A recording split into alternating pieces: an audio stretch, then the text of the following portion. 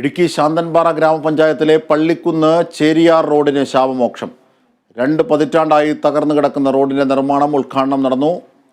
MP advocate Dean കുര്യക്കോസാണ് നിർമ്മാണ ഉദ്ഘാടനം നിർവഹിച്ചത്.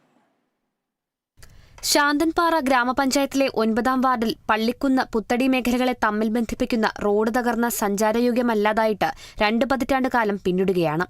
രാജകുമാരി, സേനാപതി പഞ്ചായത്തുകളിലെ നിരവധി ആളുകൾ നെടുങ്കണ്ടം മേഖലയിലേക്ക് എത്തിച്ചേരുവാൻ ആശ്രയിക്കുന്ന എളുപ്പമാർഗം കൂടിയാണ് ഈ റോഡ്. 3 കിലോമീറ്റർ ദൂരം വരുന്ന ഈ പാത പൂർണ്ണമായും തകർന്ന അവസ്ഥയിലാണ്. ഇരുചക്രവാഹനങ്ങൾ അപകടത്തിൽപ്പെടുകയും യാത്രികർക്ക് പരിക്ക് പറ്റുകയും ചെയ്യുന്നത് നിത്യസംഭവമാണ്. സ്കൂൾ ബസ്സുകളോ ടാക്സി വാഹനങ്ങളോ എത്താതായതോടെ ദുരിതത്തിലായ പ്രദേശവാസികൾ റോഡിൽ വാഴയും ചേനയും നട്ട് നിരവധി തവണ പ്രതിഷേധവുമായി രംഗത്തെത്തിയിരുന്നു.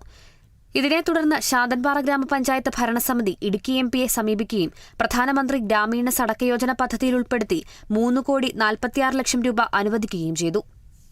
3.9 കിലോമീറ്റർ ദൂരം വരുന്ന റോഡ് 3.75 മീറ്റർ വീതിയിലാണ് നിർമ്മിക്കുന്നത്.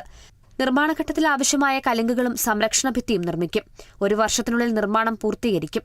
ശാന്തൻപാറ പള്ളിക്കുന്നിൽ നടന്ന ചടങ്ങിൽ ഇടുക്കി MP അഡ്വക്കേറ്റ് ഡീൻ കുര്യാക്കോസ് റോഡിന്റെ നിർമ്മാണോദ്ഘാടനം നിർവഹിച്ചു.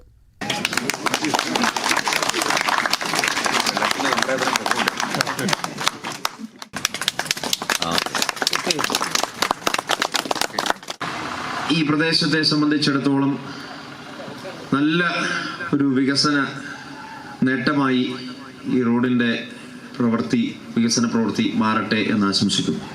നമുക്ക് അനുവദിക്കപ്പെട്ട കിലോമീറ്റർ എന്ന് പറയുന്നത് 130 കിലോമീറ്ററാണ് നമ്മുടെ ജില്ലയിൽ അനുവദിച്ചിട്ടുള്ളത്.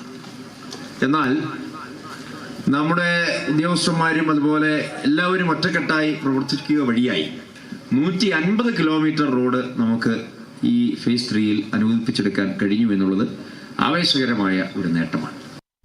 സംഘാടക സമിതി കൺവീനർ ലിജു വർഗീസിന്റെ നേതൃത്വത്തിൽ നടന്ന ചടങ്ങിൽ ജില്ലാ പഞ്ചായത്ത് അംഗം Ushakumari, Mohankumar, Devikulam block panchayat vice president NR Jayan, panchayat vice president Nithya Silin, block panchayat അംഗം ജിഷ ദിലീപ്, ഗ്രാമപഞ്ചായത്ത് അംഗങ്ങൾ, രാഷ്ട്രീയ, സാമൂഹിക, സാംസ്കാരിക രംഗത്തെ പ്രമുഖർ, പൊതുമരാമത്ത് വകുപ്പ് ഉദ്യോഗസ്ഥർ, പ്രദേശവാസികൾ തുടങ്ങിയവർ പങ്കെടുത്തു.